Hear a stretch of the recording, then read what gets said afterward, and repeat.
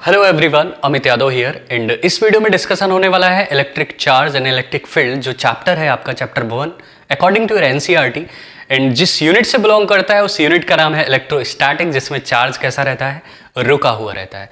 ठीक है, सो कुछ पुरानी बातों को याद कर लेते हैं। पुरानी बातें दैट्स मीन कुछ पुराने वीडियोस जो इससे पहले मैंने अपलोड कर रखे हैं, पार्ट 1 पार्ट 2, जो कि इलेक्ट्रोस्टैटिक से रिलेटेड है। तो उसमें डिस्कशन हुआ था पहले वीडियो में प्रॉपर्टीज ऑफ चार्ज के बारे में, जिसमें सबसे मोस्ट इंपॉर्टेंट प्रॉपर्टी होती है क्वांटाइजेशन ऑफ चार्ज, जो अक्सर पूछी जाती है।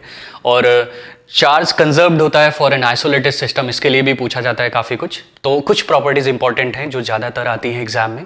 फिर उसके बाद हमने डिस्कशन किया था कूलॉम्स लॉ के बारे में, और कूलॉम ने लॉ किससे रिलेटेड दिया था, इलेक्ट्रिक फोर्स से रिलेटेड दिया था। तो F is equal to 1/4πε0 Q1 Q2 upon R square था। इसके बाद vector form of Coulomb's law के बारे में डिस्कशन हुआ था। तो F vector is equal to क्या पड़ा था formula, 1/4πε0 Q1 Q2 upon R12 की अगर हम बात कर ले तो क्यूब लगा देते हैं, मॉड लगा देते हैं, और R12 वेक्टर, तो यहां पर भी 12 लिखना पड़ेगा। तो ये फोर्स किसके लिए था, force acting on 1 due to 2 और force acting on 2 due to 1, इसके लिए भी जाना था। और इससे रिलेटेड कुछ सिंपल से न्यूमेरिकल करे थे। तो इतना डिस्कशन हुआ था लास्ट वीडियो में। अब हम फोर्स के बारे में बात कर चुके हैं, मतलब हम इलेक्ट्रिक फोर्स के बारे में बात कर चुके हैं। अब हम बात करने जा रहे हैं इलेक्ट्रिक फील्ड की। ठीक है, तो इस पूरे वीडियो में, इस पूरे इंटायर वीडियो में जो डिस्कशन होने वाला है वो इलेक्ट्रिक फील्ड के बारे में डिस्कशन होने वाला है। ठीक है, so without wasting any time इस वीडियो में जो भी बताना है वो स्टार्ट करते हैं। ठीक है, तो सबसे जो मेन टॉपिक है इस वीडियो का वो है इलेक्ट्रिक फील्ड। अब ये उससे रिलेटेड टॉपिक है, आपके उसी से ही रिलेटेड टॉपिक है। ठीक है, तो इलेक्ट्रिक फील्ड के बारे में तो बात करेंगे, और उससे रिलेटेड हम बात करने वाले हैं इलेक्ट्रिक फील्ड पता करेंगे किसके लिए, due to a point charge, test charge के लिए पता करेंगे। ठीक है, और फिर हम इलेक्ट्रिक फील्ड लाइंस के बारे में बात करेंगे, और फिर इलेक्ट्रिक फील्ड लाइंस की कुछ बेसिक सी प्रॉपर्टीज, बेसिक नहीं बोल सकते हैं, जितनी प्रॉपर्टीज कवर करने के लायक की हैं आपके 12th क्लास के लिए उतनी प्रॉपर्टीज कवर करेंगे। फिर हम बात करने वाले हैं किसके बारे में, इलेक्ट्रिक डाइपोल के बारे में, और इलेक्ट्रिक डाइपोल से रिलेटेड जो 2 डेरिवेशन रहते हैं उनका डिस्कशन होगा नेक्स्ट वीडियो में। ठीक है, सो चलिए बात कर लेते हैं पहले किसके बारे में, इलेक्ट्रिक फील्ड के बारे में।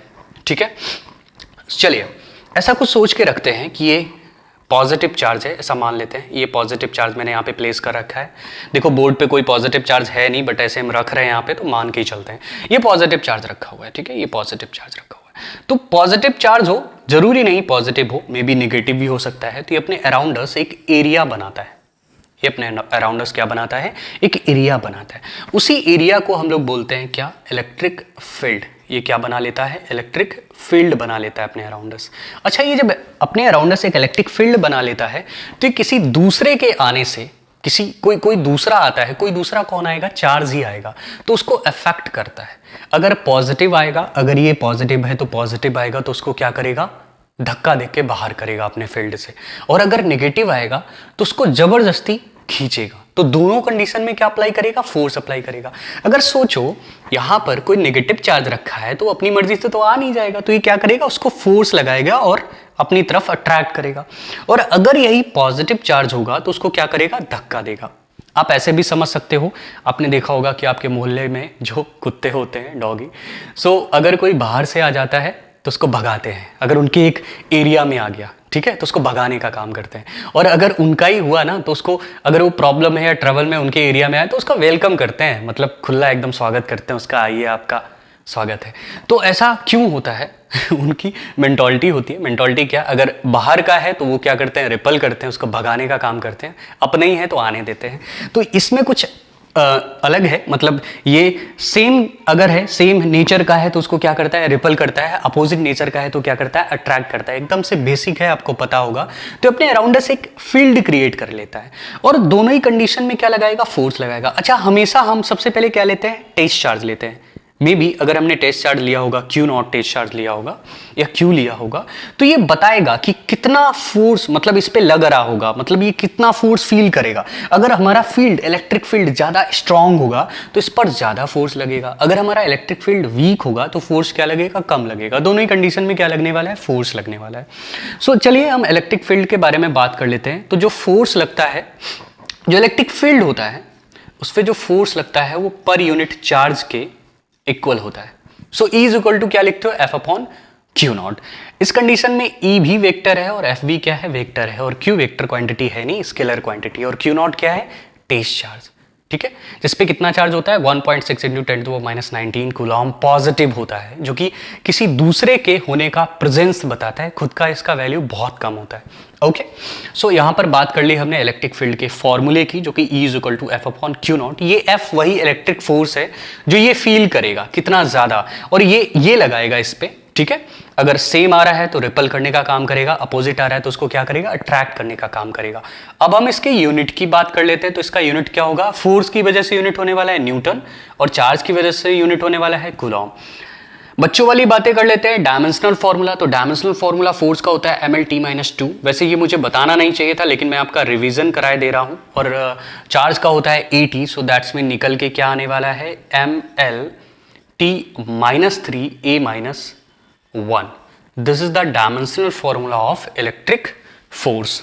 ओके, सो कुछ चीजें और बता दूं, जो आपका पॉजिटिव चार्ज यहां पर क्या लिया है, पॉजिटिव चार्ज लिया है, जो अपने अराउंड अस क्या बना रहा है, फील्ड बना रहा है। नेगेटिव चार्ज भी बना सकता है, लेकिन फील्ड का डायरेक्शन अलग अलग होता है, क्योंकि फील्ड यहां पर कैसा है, वेक्टर क्वांटिटी है।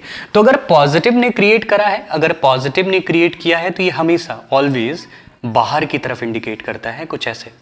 और अगर नेगेटिव ने क्रिएट करा है, तो ये कैसे करता है, अंदर की तरफ इंडिकेट करता है। ये मैं कुछ लाइन से बता रहा हूं, और इन्हीं लाइंस के बारे में आगे चल के डिस्कशन होने वाला है। ठीक है, सो ये पॉजिटिव हमेशा ऐसे बाहर की तरफ दिखाता है, और ये नेगेटिव कैसे दिखाता है, अंदर की तरफ दिखाता है। ठीक है, ये फील्ड को रिप्रेजेंट करने का तरीका है। ओके, सो ये सिंपल सा इलेक्ट्रिक फील्ड का फॉर्मूला रहता है। अब इसके बाद हम लोग डिस्कशन करेंगे किसके बारे में, electric field due to a point charge. उसका एक सिंपल सा छोटा सा डेरिवेशन है। ओके, चलिए अब बात करने वाले हैं इलेक्ट्रिक फील्ड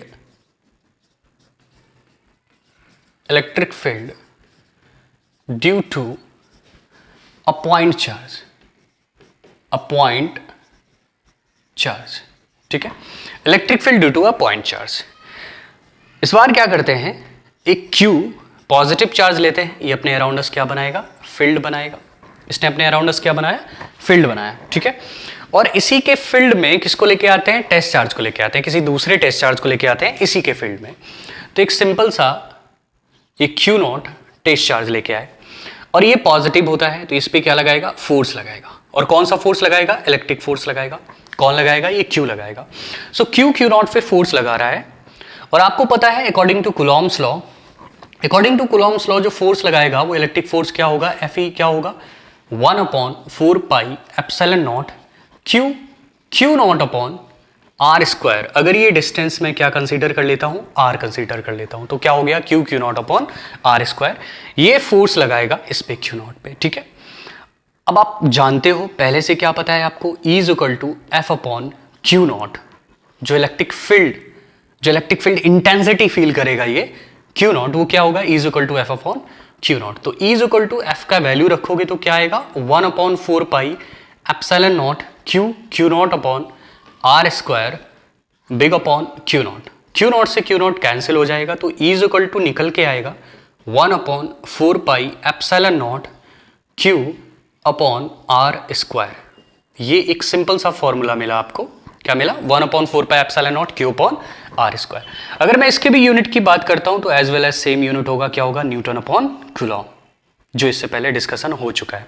ओके, तो ये था आपका electric field due to a point charge. तो ये इलेक्ट्रिक फील्ड निकल के आया क्या, 1/4πε0।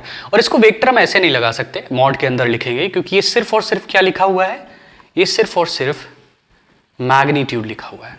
तो इसका भी वेक्टर फॉर्म भी देखना है आपको साथ में। ठीक है, so electric field due to a point charge का वेक्टर फॉर्म भी देखते हैं। आई थिंक इससे रिलेटेड आपको सारा कुछ पता चल गया होगा। ओके, सो अब हम बात करते हैं किसकी, वेक्टर फॉर्म की बात करते हैं। ठीक है, electric field due to a point charge in vector form, अब वेक्टर फॉर्म मैं समझ सकता हूं यहां पे स्पॉट, व्हाइट स्पॉट पड़ रहा होगा, आपको दिखाई नहीं दे रहा होगा, मैं बोले दे रहा हूं यहाँ पे क्या लिखा हुआ है, इन वेक्टर फॉर्म। ठीक है, फाइन। सो बात करते हैं वेक्टर फॉर्म की। तो आपको फॉर्मूला पता है पहले से, ये लिखने से अच्छा फील आता है, ऐसा लगता है सब पता है हमको, वी नो दैट।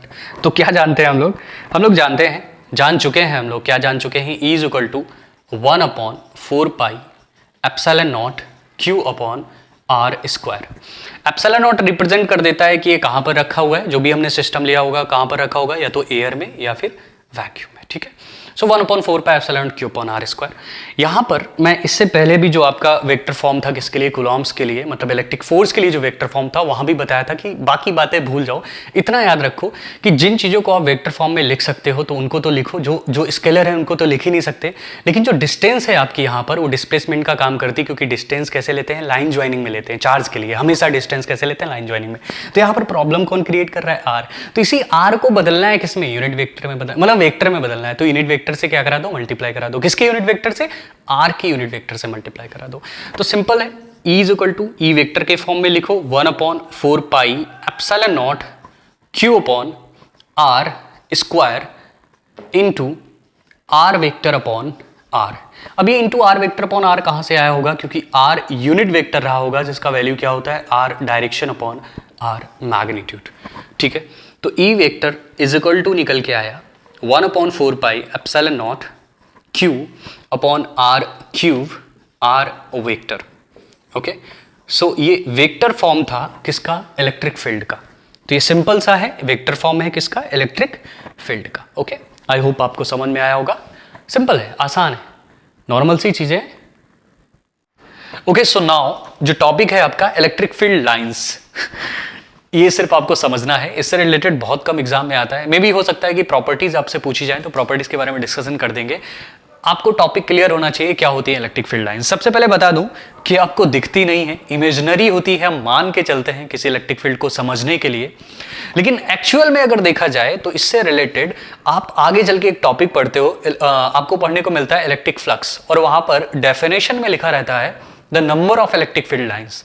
अगर इनको यहां पर इमेजिनरी मान के चल रहे हैं तो वहां पे number of electric field lines क्यों बोला जाता है, मतलब सिंपल सी बात है कि इनको हम काउंट कर सकते हैं, और जब ये इमेजिनरी है तो काउंट ही क्यों कर सकते हैं। तो इसका सिंपल सा फंडा है कि अगर हम इनको नेक्ड आइज से देखें तो हमें दिखाई नहीं देने वाली, अगर हम इलेक्ट्रॉनिक टेलीस्कोप की हेल्प से देखते हैं या फिर इलेक्ट्रिकल टेलीस्कोप की हेल्प से देखते हैं तो ये इजिली हम इनको देख सकते हैं, तो वहां पर हम काउंट भी कर सकते हैं, ठीक है। अब हम सीधा टॉपिक पे आते हैं, क्या होता है इलेक्ट्रिक फील्ड लाइंस। तो यहां पर दो डेफिनेशन है। पहली डेफिनेशन क्या है, electric field lines is an electric field are imaginary lines the tangent to which at any point. मतलब ये लाइंस इमेजिनरी हैं, मतलब ये इमेजिनरी हैं। फोकस पॉइंट्स में बता देता हूं। बैकग्राउंड नॉइस को इग्नोर कर देना, बाहर गली में बच्चे खेल रहे हैं और इस टाइम उनके खेलने का समय है, ठीक है। देन आफ्टर आपका क्या नेक्स्ट जो आपका दिया गया है, जो जिसको हाईलाइट करना है, जिस पे ध्यान देना है आपका, the tangent to which at any point. मतलब अगर ये कर्व में होंगी या फिर स्ट्रेट लाइन में होंगी तो ये फील्ड के साथ टेंजेंट बनाती है, मतलब इलेक्ट्रिक फील्ड के साथ क्या ड्रॉ करती है, टेंजेंट ड्रॉ करती है, ठीक है। और ये कैसी होती है, इमेजिनरी लाइंस होती हैं। अब एक दूसरी डेफिनेशन है, N electric field is an imaginary straight or curved path following by a unit positive test charge when it is left free in an electric field. Okay, इसका मतलब समझ लो, ये तो इजीली समझ में आ जाएगा। इसका मतलब आपको बता देता हूं कि अगर ये कोई पॉजिटिव चार्ज है तो इससे इलेक्ट्रिक फील्ड बाहर की तरफ लिया जाता है। ऐसे हम इलेक्ट्रिक फील्ड बाहर की तरफ लेते हैं, कुछ इस तरह से इलेक्ट्रिक फील्ड बाहर की तरफ लिया जाता है। अब ये इलेक्ट्रिक फील्ड लाइंस के थ्रू आउट दिखाया गया है, मतलब ये लाइन के थ्रू आउट दिखाया गया है। अच्छा, ये लाइन बनती कैसे है, इन्होंने क्या बोला है, in an electric field is an imaginary straight और कर्व्ड पाथ। इनको लाइन ना बोल के क्या बोला गया है, पाथ बोला गया है। हम किसके अकॉर्डिंग बात कर रहे हैं, हम सेकंड डेफिनेशन के अकॉर्डिंग बात कर रहे हैं। क्या बोला गया है, पाथ बोला गया है। अब ऐसे मान लेते हैं, कर्व्ड पाथ क्यों बोला गया है कि अगर ये एक पॉजिटिव होगा और ये नेगेटिव होगा तो ये कुछ इस तरह से लाइन क्या करती है, टर्न कर जाती है, कुछ इस तरह से एक कर्व पाथ बनाती है, कुछ इस तरह से एक कर्व पाथ बनाती है। आई होप आप मेरे से अच्छा ड्रॉ कर सकते हो। आई होप क्या मतलब, कर ही सकते हो। Okay, so okay fine. So ये क्या बनाती है, कर्व्ड पाथ बनाती है। कर्व पाथ कब बनाएगी, जब दोनों चार्ज किसी एक डिस्टेंस पे होंगे, पास में होंगे, और अगर ये अलग अलग होते हैं, ये पॉजिटिव है और ये यहां पर दूर नेगेटिव होता है, तो ये बाहर की तरफ, सॉरी ये अंदर की तरफ। नेगेटिव कैसा दिखाता है, अंदर की तरफ फील्ड का डायरेक्शन लेते हैं, पहले मैं बता चुका हूं। और ये कैसे लेते हैं, बाहर की तरफ लेते हैं। किस में बाहर की तरफ लेते हैं, पॉजिटिव चार्ज में बाहर की तरफ लेते हैं, ठीक है, नेगेटिव में अंदर की तरफ, पॉजिटिव में बाहर की तरफ। अब अच्छा एक्चुअली है क्या, ऐसे समझ लो कि किसी इलेक्ट्रिक फील्ड में अगर हम कोई यूनिट पॉजिटिव चार्ज रखे होंगे, हम यहाँ पे मान लेते हैं, यहाँ पे एक यूनिट पॉजिटिव चार्ज हमने रखा Q, जो कि टेस्ट चार्ज के रूप में रखा जाता है, जिसको अपन क्या मानते हैं, Q0। ये अगर Q0 रखा होगा तो ये क्या करेगा, प्लस है, ये भी प्लस है, ये इस पे फोर्स लगाएगा, और कौन सा फोर्स लगाएगा, इलेक्ट्रिक फोर्स लगाएगा, क्योंकि इसके फील्ड में रखा हुआ है, तो इसको क्या करेगा, धक्का देगा। अब ये जब इसको धक्का देगा ना, तो ये जो पाथ फॉलो करेगा ना, स्ट्रेट पाथ फॉलो करेगा। स्ट्रेट पाथ कब तक फॉलो करेगा, जब तक ये जो होगा ना, ये वाला जो चार्ज होगा जिसने फील्ड क्रिएट करा है, ये एक सिंगल चार्ज होगा, तब तक ये एक स्ट्रेट पाथ फॉलो करेगा। कहीं पर भी रखो, यहां पर रखोगे तो ऐसे जाएगा, यहां पे रखोगे तो इधर इधर इधर इधर इधर, और ये हमेशा कैसे जाएगा, बाहर की तरफ जाएगा। अगर यही हम काम नेगेटिव के पास करते हैं, मतलब इसके फील्ड में रखते हैं Q0 को, तो ये ऐसे स्ट्रेटली कैसा होगा, अट्रैक्ट होगा, स्ट्रेटली अट्रैक्ट होगा। लेकिन ये बात बहुत जगह पे गलत साबित हुई, क्योंकि अगर हम लोग मैकेनिक्स के अकॉर्डिंग देखते हैं तो ये इस चीज को प्रूफ नहीं कर पाते हैं इजिली, तो दैट्स वाई इस चीज को हम गलत मान के चलते हैं, ऐसा बोल देते हैं कि ये जो चार्ज है ये एक्चुअल में सीधा पाथ फॉलो नहीं करता होगा, मे बी अपने पाथ से डाइवर्ट होता होगा, लेकिन ऐसा एजप्शन कर लिया गया कि हो सकता है कि वो सीधा पाथ फॉलो करता हो। ठीक है, अब अगर ये दो चार्ज सेपरेशन में रखे होंगे तो सिंपल सी बात है, ये क्या करेगा, इसको अट्रैक्ट करेगा, अट्रैक्शन के चक्कर में क्या बनाएगा, एक कर्व बना लेगा। मतलब मैं ऐसा बोल देते हैं कि फील्ड लाइंस कुछ इस तरह से मुड़ रही होंगी और इसको बॉन्ड करके रखा होगा। ठीक है, अब अगर हम इसमें यूनिट पॉजिटिव चार्ज रखे होंगे Q0, तो कुछ ऐसे मूव करेगा, मतलब कुछ ऐसे मूव करके जाएगा, और वो जो पाथ बना देता है ना, उसी पाथ को क्या बोल दिया जाता है, इलेक्ट्रिक फील्ड लाइंस बोल दिया जाता है। ठीक है, सो अब बात में क्या बोल दिया गया है, इमेजिनरी है, और जब इमेजिनरी है तो पाथ कैसे, आई थिंक मैं आपको कंफ्यूज कर रहा हूं। इमेजिनरी है तो पाथ कैसा, और अगर हम पाथ मान के चलते हैं तो फिर उसको इमेजिनरी नहीं बोलेंगे। ठीक है, आई होप आपको समझ में आया होगा। तो ये सिंपल सी बात थी, किससे, इलेक्ट्रिक फील्ड लाइन से रिलेटेड। ये दोनों ही डेफिनेशन है, दोनों में से कोई एक डेफिनेशन नोट कर सकते हो। ठीक है, अब चलते हैं हम लोग नेक्स्ट टॉपिक पे, जो इसके बाद आएगा, इलेक्ट्रिक फील्ड लाइंस की जो प्रॉपर्टीज है उनके बारे में बात करते हो। तो एकदम सिंपल एंड शॉर्ट में मैं बताऊंगा, आपको इजिली समझ में आ जाएगा।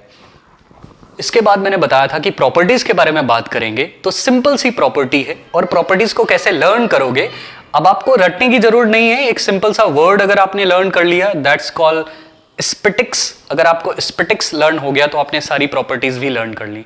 ठीक है, सो यहां पर एस का मतलब है ऑलवेज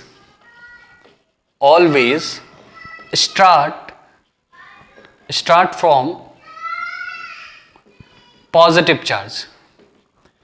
हमेशा ये कहां से चलने वाली है, पॉजिटिव चार्ज से चलने वाली है। मतलब आपने देखा होगा कि अगर ये कोई पॉजिटिव चार्ज होता है और ये कोई नेगेटिव चार्ज, तो पॉजिटिव से निकल के कहां को जाती है, नेगेटिव को जाती है। सो ऑलवेज पॉजिटिव से निकल के कहां को जाने वाली है, नेगेटिव को।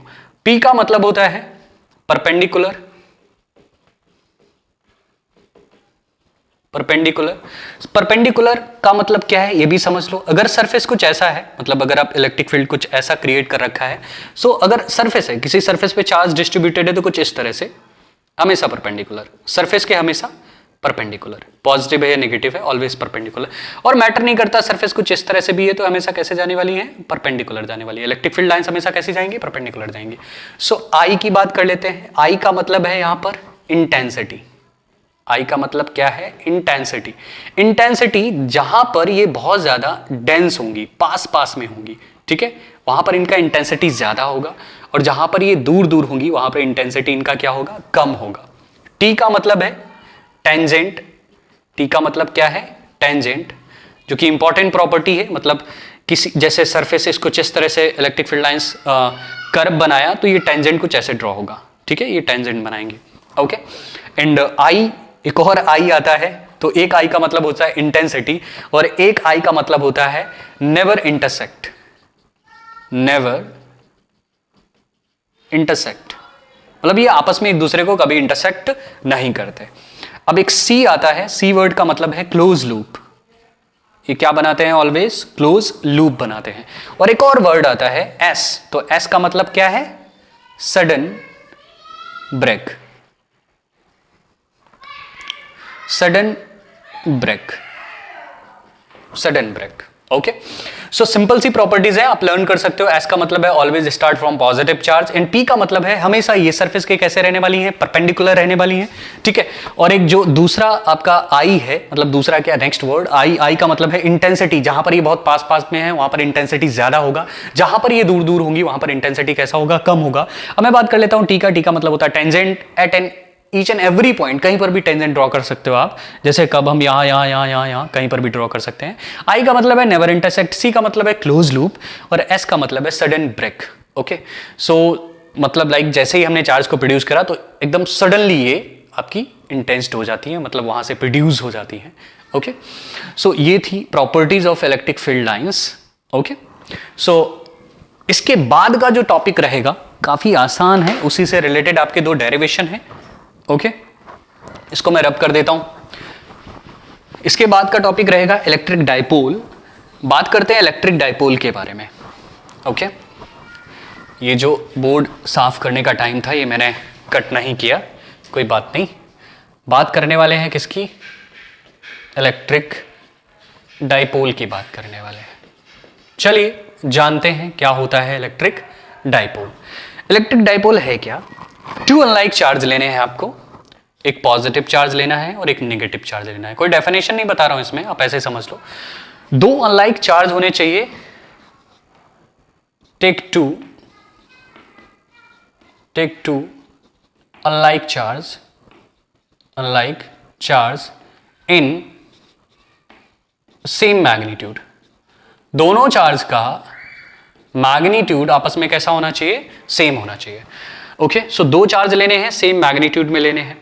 सो जब दो चार्ज को सेम मैग्नीट्यूड में लेना है और कैसे होने चाहिए, अनलाइक होने चाहिए, तो एक पॉजिटिव हो और एक क्या हो, नेगेटिव हो। एक चीज और है, अभी आगे चल के आपको बताएंगे, हमेशा डाइपोल जब भी लिया जाता है किसी भी इलेक्ट्रिक फील्ड में तो ये इधर को माइनस लेते हैं और इधर को प्लस लेते हैं। ये चीज मैं आगे चल के आपको एक्सप्लेन करूंगा, ठीक है। क्योंकि जो डाइपोल होता है, यही पे बता देता हूं, जो डाइपोल होता है वो रोटेट होता है, कुछ इस तरह से रोटेट होता है, और अगर इलेक्ट्रिक फील्ड कुछ इस डायरेक्शन को क्रिएट होगा तो डाइपोल इधर को ही रोटेट होगा, ऐसे क्लॉकवाइज ही रोटेट होगा, एंटी क्लॉकवाइज रोटेट नहीं हो सकता। तो दैट्स वाई पॉजिटिव इधर, नेगेटिव इधर। ये ऐसे अंडरस्टूड है, इतना तुमको ऐसे अंडरस्टैंडिंग करके चलना पड़ेगा। ओके फाइन, सो ये पॉजिटिव है, ये नेगेटिव है, सेम मैग्नीट्यूड में है, अपोजिट है, और ये इनका ऑरिजिन ले लेते हैं। डाइपोल है तो सिंपल सी बात है, ऑरिजिन O हो गया, यहां से यहां तक का डिस्टेंस हम ले लेते हैं L, यहां से यहां तक का डिस्टेंस ले लेते हैं L। सो टोटल जो डिस्टेंस हो जाता है इन दोनों चार्जेस के बिटवीन, जो सेपरेशन हो जाता है, सेपरेशन क्या हो जाता है, 2L हो जाता है, ठीक है। सो जो इलेक्ट्रिक डाइपोल होता है वो कुछ इसी तरह से बनता है। मतलब इलेक्ट्रिक डाइपोल हमेशा दो चार्जेस से मिलकर बनेगा, अनलाइक चार्ज होने चाहिए, सेम मैग्नीट्यूड में होने चाहिए, तभी इलेक्ट्रिक डाइपोल क्रिएट होगा। अब जब इलेक्ट्रिक डाइपोल को किसी इलेक्ट्रिक फील्ड में रखोगे तो मूव करता है, तो उस टाइम जो इलेक्ट्रिक डाइपोल मूवमेंट, ये काफी इंटरेस्टिंग वर्ड है, इसको समझ लो। इलेक्ट्रिक डाइपोल, अब एक नया वर्ड जुड़ गया है, movement. So electric dipole movement को P से दिखाते हैं, क्योंकि मूवमेंट को हमेशा क्या दिखाया जाता था, मूवमेंट ऑफ इनर्शिया ऐसे पढ़ते रहे थे, जितना भी पढ़ा था मूवमेंट ऑफ इनर्शिया नहीं, मतलब आपने जो आपने लीनियर मोमेंटम पढ़ा था उसको कैसे दिखाते थे, P से दिखाते थे। तो यहाँ पर भी इसको P से दिखा दिया गया है। ओके, सो इसको इलेक्ट्रिक डाइपोल मूवमेंट को किससे दिखाया गया, P से। और ये बराबर किसके होता है, कोई एक दो चार्ज, क्या बोल रहा हूं, कोई एक चार्ज, दोनों में से कोई एक चार्ज। तो दोनों में से कोई एक चार्ज, दैट्स मीन ये माइनस का Q रहा था और ये प्लस का Q रहा था, तो हमने प्लस का Q ले लिया फर्स्ट टाइम। तो प्लस का Q और इनके बीच का जो डिस्टेंस है दैट्स मीन 2L, तो P इज इक्वल टू एक बार निकल के आएगा प्लस का Q इंटू 2L, और एक बार P इज इक्वल टू निकल के आएगा माइनस का Q इंटू 2L। तो दैट्स मीन हम ऐसे लिख सकते हैं P is equal two plus minus Q into 2L। कोई एक चार्ज और उन दोनों चार्जेस के बीच का जो डिस्टेंस का जो मैग्नीट्यूड होता है वो बराबर होता है किसके, इलेक्ट्रिक डाइपोल मूवमेंट के, जिसको P से दिखाते हैं। अब हम बात कर लेते हैं इसके यूनिट की। अगर मैं इसकी यूनिट की बात करूं तो इसका सिंपल सा यूनिट होता है, सिंपल सा नहीं हो सकता, कूलम इनटू मीटर, सिंपल ही सा है, CM, कूलम इनटू मीटर, ये इलेक्ट्रिक डाइपोल मूवमेंट का यूनिट होता है। कुछ और बातें समझ लो, क्या बातें समझनी है, ये एक वेक्टर क्वांटिटी है। ओके, मूवमेंट कैसा होता है, वेक्टर क्वांटिटी होता है, जो डिस्टेंस होती है वो भी कैसी होती है, वेक्टर होती है। तो दैट्स मीन P के ऊपर भी वेक्टर सब में लगेगा और L के ऊपर भी क्या लगेगा, वेक्टर लगेगा, ठीक है। और कुछ पॉइंट्स मैंने बताए हैं कि हमेशा इधर आपने क्या लेना है, माइनस लेना है, और उधर क्या लेना है, प्लस लेना है। तो ये कुछ चीजों को आपको हमेशा याद करके रखना है, ठीक है। क्योंकि जब किसी भी इलेक्ट्रिक डाइपोल मूवमेंट को रख रहे होगे किसी इलेक्ट्रिक फील्ड में, तो तब आपको ये चीजें रियलाइज होंगी, तब आपको ऐसा लगेगा कि हाँ ये प्रॉब्लम क्रिएट कर रहा है, या फिर कई सारे डेरिवेशन कर रहे होगे तब आपको लगेगा कि हाँ ये तो मतलब याद रखना था पहले से, नहीं तो प्रॉब्लम क्रिएट होने वाली है, ठीक है। अब इसकी कुछ बेसिक सी प्रॉपर्टीज के बारे में बात कर लेते हैं, और वो बेसिक सी प्रॉपर्टीज क्या है, ऐसे देख लो। इस पे जो चार्ज होता है, जो नेट चार्ज होता है, नेट चार्ज होगा वो जीरो होगा। किसी भी इलेक्ट्रिक फील्ड में रखने पर जो नेट फोर्स होता है वो भी जीरो होता है, ठीक है। लेकिन अगर मैं बात करूं इलेक्ट्रिक फील्ड की बात करूं, या इलेक्ट्रिक फील्ड इंटेंसिटी की बात करूं, so it's not equal to zero. कुछ ना कुछ इलेक्ट्रिक फील्ड ये रखता है, बट इस पे जो नेट चार्ज होगा वो zero, positive negative zero, net force जो लगेगा वो भी क्या लगेगा, जीरो। अगर हम किसी भी इलेक्ट्रिक फील्ड में इसको प्लेस करके रखते हैं, ऐसा मान लेते हैं कोई इलेक्ट्रिक फील्ड है आपका, ये इलेक्ट्रिक फील्ड है, ये इलेक्ट्रिक फील्ड है, ये इलेक्ट्रिक फील्ड, ये हमने इलेक्ट्रिक डायपोल रखा, ये माइनस रखा, ये प्लस रखा, ये प्लस और माइनस, ये इलेक्ट्रिक डायपोल रखा, ये इधर को लगाएगा और ये इधर को लगाएगा, तो जितना इधर फोर्स लगाएगा उतना इधर लगाएगा, तो हमारा जो नेट फोर्स निकल के आएगा इसके लिए क्या निकल के आएगा, जीरो निकल के आएगा। तो नेट फोर्स जीरो होता है, नेट चार्ज जीरो होता है, लेकिन इलेक्ट्रिक फील्ड इंटेंसिटी या फिर इलेक्ट्रिक फील्ड जीरो नहीं हो सकता, ठीक है, ओके। अब इसके बाद का जो भी डिस्कशन है वो हम करेंगे नेक्स्ट वीडियो में। इससे रिलेटेड 2 डेरिवेशन होंगे जो कि मोस्ट इंपॉर्टेंट होते हैं, वो आपको नेक्स्ट वीडियो में मिलेंगे, okay. Thank you so much for watching, मिलते हैं नेक्स्ट वीडियो में।